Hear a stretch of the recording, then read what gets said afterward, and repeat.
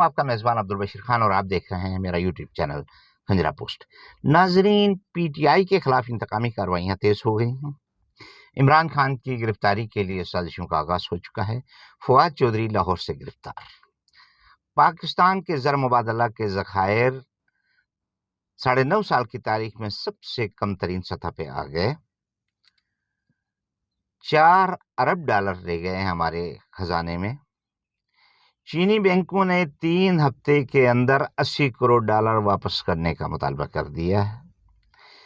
80 crore dollar چین کو واپس کرنے کے بعد ہمارے پاس 3 ارب 20 کروڑ ڈالر رہ جائیں گے، جس کے بعد ہمارے لیے عملاً دوسرے ممالک سے قرضوں کا وصول ناممکن ہوگا۔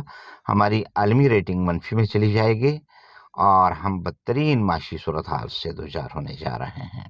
اللہ ہمارے حال پر رحم فرمائے۔ ناظرین، تفصیلات میں جانے سے پہلے آپ سے گزارش کروں گا کہ خنجرہ پوسٹ کو سبسکرائب کیجیے تاکہ ہمارا اور آپ کا تعلق جڑا رہے، لیٹسٹ خبریں آپ تک پہنچتی رہیں۔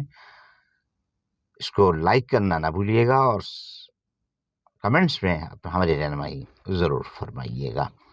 ناظرین، پنجاب اور کے پی کے اسمبلیاں توڑنے کے بعد اور مرکزی اسمبلی سے پی ٹی آئی کے ارکان کی قسطوں میں استعفے منظور کرنے کے بعد ملک و قوم 65% عوام کی نمائندگی سے محروم ہو چکے ہیں۔ اب جو اسمبلیاں اور جو ارکان اسمبلی رہ گئے ہیں وہ صرف 30 سے 35% ملک کو ریپرزینٹ کر رہے ہیں، اور یہ لوگ ایک ایسے کروشل وقت میں ملک کے فیصلے کرنے جا رہے ہیں جب ملک دیوالیہ ہونے کے قریب ہے۔ عالمی سطح پہ ہمیں کوئی قرضے نہیں مل رہے ہیں، امن و امان کی صورتحال تباہحال ہے، سیاسی انریسٹ ہے، معاشی تباہی ہے۔ ایسے میں ایسا لگتا ہے کہ نگراں حکومت کی پوری توجہ کسی بھی طریقے سے عمران خان اور پی ٹی آئی کو راستے سے ہٹانے پہ ہے۔ معاشی ریفارمز یا معاشی اصلاحات ان کی ترجیحات میں کہیں نظر نہیں آ رہی ہیں۔ خیر، پی ٹی آئی کے رہنما فواد چودھری کو آج صبح لاہور ان کی رہائش گاہ سے گرفتار کر لیا گیا۔ سی سی ٹی پولیس نے ان کو گرفتار کیا۔ فواد چودھری پر مقدمہ گزشتہ روز سیکریٹری الیکشن کمیشن کی درخواست پر تھانہ کوسار اسلام آباد میں درج کیا گیا۔ ان پر دفعات 153A، 505، 506 اور 126 تعزیرات پاکستان کے تحت مقدمات درج کیے گئے ہیں۔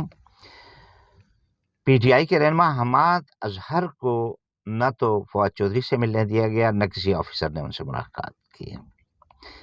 درخواست گزار الیکشن کمیشن کی سیکریٹری کے مطابق فواد چودھری پر الزامات ہیں کہ انہوں نے الیکشن کمیشن کو منشی کہا اور یہ کہا کہ یہ حکومت کا حصہ بن گئے ہیں، انہیں گھر چھوڑ کے آئیں گے۔ الیکشن کمیشن کو انہوں نے کہا کہ ہم الیکشن کمیشن کو خبردار کرتے ہیں کہ وہ حکومت کا حصہ نہ بنے۔ یعنی یہ وہ مقدمات ہیں جن کی بنیاد پہ فواد چودھری پہ مقدمہ درج ہوا ہے۔ آج انہیں گرفتار کر لیا گیا۔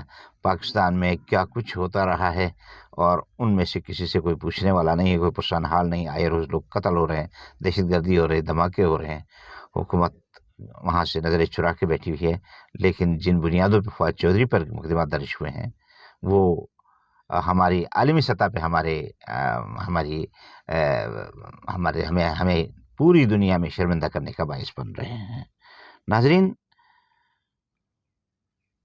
فواد چودھری کی گرفتاری کے بعد ابھی انہیں کینٹ کچہری روانہ کر دیا گیا ہے، جہاں عدالت سے راہداری ریمانڈ لینے کے بعد انہیں اسلام آباد منتقل کیا جائے گا۔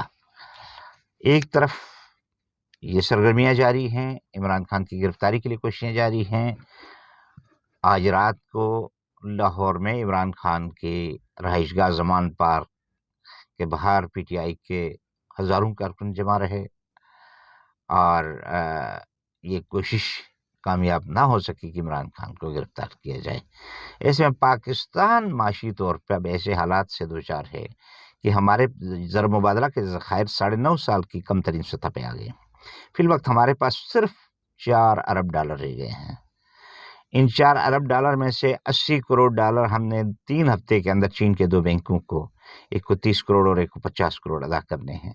चीन के इन बैंकों ने हमारी दरख्वास्त के बावजूद इन कर्ज़ों को रीशेड्यूल करने से माज़रत कर ली है और तकाज़ा किया है कि 3 हफ्ते के अंदर ये कर्ज़े वापस कर दिए जाएँ।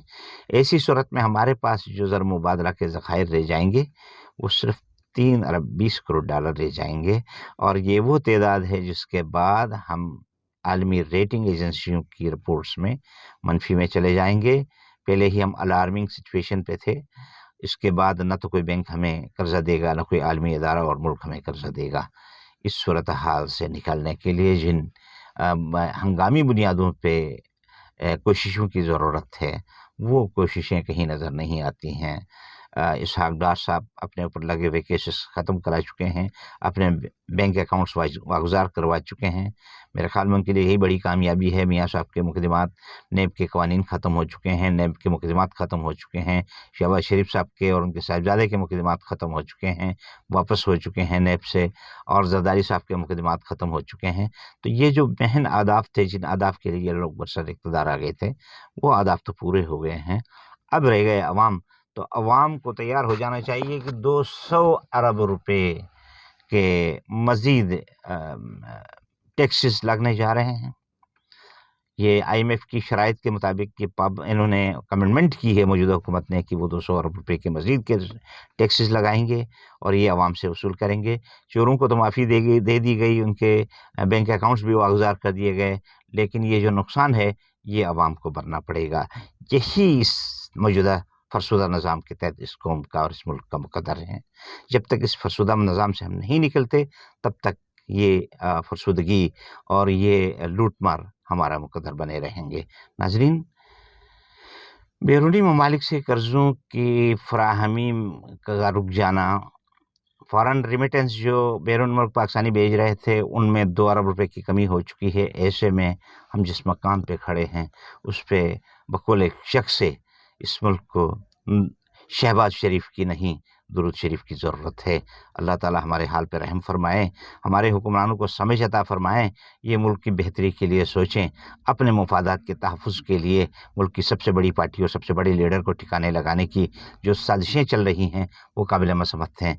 ऐसे में हम इस मुल्क के असल स्टेक होल्डर इस मुल्क की अदलिया, इस मुल्क के सहाफ़ी और इस मुल्क के सिक्योरिटी इदारों से दरख्वास्त करेंगे कि वो इस मुल्क के बका के लिए, इसके तहफ़्फ़ुज़ के लिए, इसको मुस्बत रास्ते पे ले जाने के लिए अपना किरदार अदा करें और वो जो एक तासुर अनारकी का इस मुल्क में कायम हो रहा है, उसे जितना जल्दी रोका जाए, उतना ही मुल्क को कौम के मुफाद में बेहतर होगा।